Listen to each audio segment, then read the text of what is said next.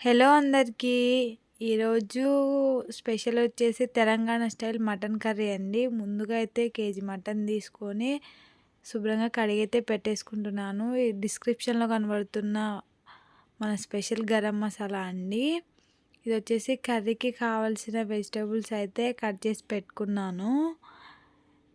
ముందుగా అయితే ఒక కడాయిని తీసుకొని అందులో మన కర్రీకి సరిపడా ఆయిల్ అయితే వేసుకుంటున్నాను.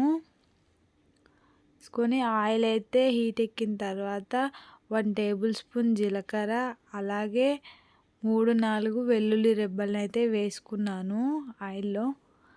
అలాగే పచ్చిమిర్చి అయితే యాడ్ చేసుకున్నానండి. అవైతే కొద్దిగా ఫ్రై అవ్వనివ్వాలి. దాని తర్వాత 3-4 రెబ్బల కరివేపాకు అయితే వేసుకుంటున్నాను. అలాగే మనం ముందుగా కట్ చేసి పెట్టుకున్న ఆనియన్స్ ఉంటాయి కదా, అవైతే యాడ్ చేసుకొని కలిపేసుకుంటున్నానండి. ఇందులోనే 2 దాల్చిన చెక్క, 1 ఇలాచి, 4-5 మిరియాలు అయితే వేసుకొని కలిపేసుకుంటున్నాను. టేస్ట్ అయితే చాలా బాగుంటుందండి. అలాగే ఆనియన్స్ అనేవి పచ్చివాసన పోయి గోల్డెన్ బ్రౌన్ కలర్లో వచ్చేదాకైతే ఫ్రై చేసుకోవాలి.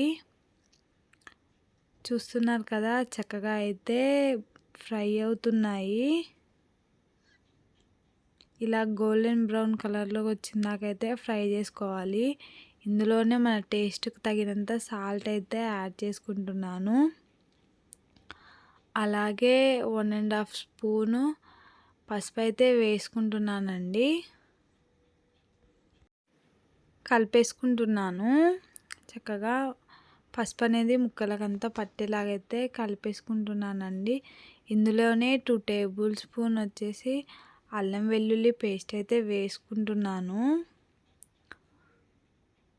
చూస్తున్నారు కదా, అయితే బాగా కలిపేయాలండి. అల్లం అనేది త్వరగా అడుగంటిపోతుంది. అల్లంలో ఉన్న పచ్చివాసన పోయిందాకైతే కలిపేసుకుంటున్నాను. ఇందులోనే గుప్పెడు పుదీనా అయితే వేసుకుంటున్నాను.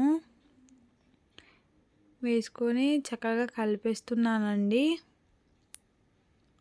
పుదీనా అంతా మగ్గిందాక ఇందులోనే మనం ముందుగా చూపించిన గరం మసాలా అయితే ఉంటుంది కదా, అదైతే వేసుకుంటున్నాను. ఇదంతా ముక్కలకంతా పట్టిస్తే కర్రీ టేస్ట్ అనేది చాలా అంటే చాలా బాగుంటుందండి. అలాగే కట్ చేసి పెట్టుకున్న టమాటా ముక్కలను అయితే యాడ్ చేసుకుంటున్నాను. చూస్తున్నారు కదా, ఇప్పుడైతే చక్కగా కలిపేసుకోవాలండి. కలిపేసి టమాటోలు కొద్దిగా ఉడికిందాకైతే ఉంచుకోవాలి. ఒక 5 మినిట్స్ అయితే ఉడికించుకోవాలండి. చూస్తున్నారు కదా, టమాటోలు అయితే సగం ఉడికేసాయి. ఆయిల్ అనేది పైకి వచ్చేసింది కదా, ఇందులోనే మనం ముందుగా కడిగి పెట్టుకున్న మటన్ అయితే యాడ్ చేసుకుందాము. మొత్తం యాడ్ చేసుకొని చక్కగా అయితే కలిపేసుకోవాలండి. ఆ మసాలా అంతా కర్రీకి పట్టేలాగైతే మొత్తం చక్కగా కలిపేసుకోవాలి.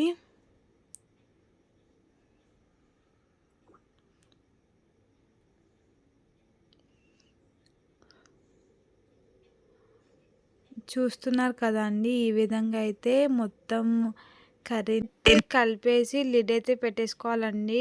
5 మినిట్స్ తర్వాత ఓపెన్ చేసి చూస్తున్నారు కదా, చక్కగా అయితే బాయిల్ అవుతుందండి.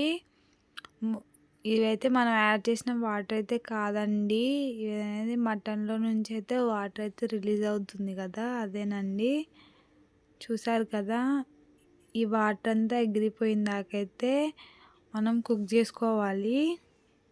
ఇలా ఒకసారి చక్కగా కలిపేయాలండి మొత్తం కూడా, లేదా అడుగంటిపోతుంది అప్పుడప్పుడు. ఇలా ఒకసారి అయితే కలిపేసి లిడ్ అయితే పెట్టేయాలండి. చూస్తున్నారు కదా, చక్కగా అయితే బాయిల్ అవుతుంది. ఇందులో మన టేస్ట్కు తగినంత కారం అయితే యాడ్ చేస్తున్నానండి. యాడ్ చేసి చక్కగా అయితే కలిపేస్తున్నాను. మొత్తం కారం అనేది ముక్కలకు పట్టేలాగా అయితే కలిపేసుకోవాలండి. చూస్తున్నారు కదా, ఈ విధంగా అయితే కలుపుకోవాలి. కలుపుకొని ఒక 10 మినిట్స్ అయితే లిడ్ పెట్టేయాలండి. కర్రీ అంతా ఉడికి ఆయిల్ అంతా పైకి వచ్చేలాగా మధ్య మధ్యలో ఒకసారి అయితే చూసుకోవాలండి. కారం అయితే వేసాం కదా, త్వరగా అనేది అడుగంటిపోతుంది. మధ్య మధ్యలో చూసైతే ఒకసారి అలా కలిపేసుకోవాలి. హై టు లో ఫ్లేమ్లో అయితే కుక్ చేసుకోవాలండి కర్రీ అనేది. అలాగైతేనే ముక్కలు అనేవి సాఫ్ట్గా కుక్ అవుతాయి, లేదంటే గట్టిగా ఉంటుందండి. చూస్తున్నారు కదా, చక్కగా అయితే కుక్ అయిపోయింది. ఆయిల్ అనేది అంతా పైకి వచ్చేసింది. ఇందులో లాస్ట్గా మన ఇంట్లో తయారు చేసి పెట్టుకున్న గరం మసాలా యాడ్ చేసుకొని బాగా కలిపేసి లాస్ట్లో ఒక గుప్పెడు కొత్తిమీర అయితే యాడ్ చేసుకుంటే సరిపోతుందండి. చాలా టేస్టీ అండ్ సింపుల్ రెసిపీ. మీకు ఈ వీడియో నచ్చినట్లయితే please do like and subscribe. ఒకసారి మీరు కూడా ఇలా ట్రై చేసి చూడండి. చాలా అంటే చాలా బాగుంటుంది. Simple recipe and tasty recipe.